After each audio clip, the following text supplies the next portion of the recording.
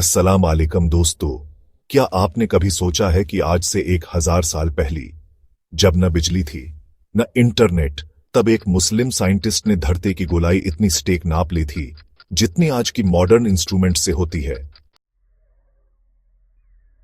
इस महान वैज्ञानिक का नाम था ओ सा यानी अल बेरूनी। चलिए आज जानते हैं उनकी बारे में।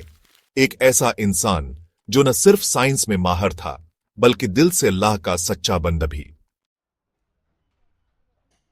अल बेरूनी का जन्म 973 ईस्वी में ख्वारज़म, आज का उज़्बेकिस्तान में हुआ था।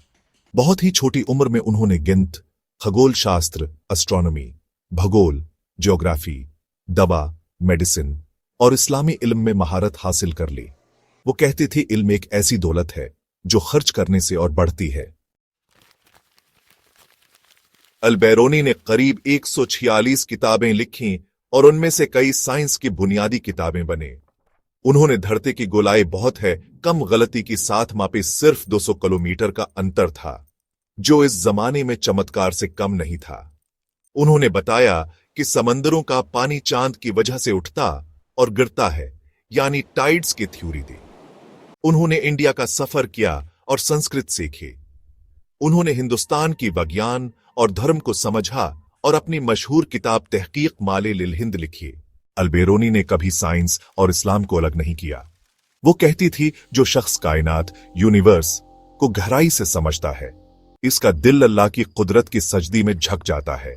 उनकी रिसर्च में अल्लाह की कुदरत को समझने की एक कोशिश होती थी।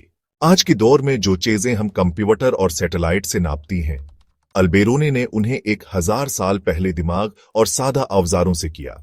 इसलिए उन्हें फादर ऑफ ज्योडेसी और पायोनियर ऑफ इंडोलॉजी भी कहा जाता है। वो एक मुफक्किर, QCOP, एक मुस्लिम स्कॉलर और एक सच्चे तलबगार ए इल्म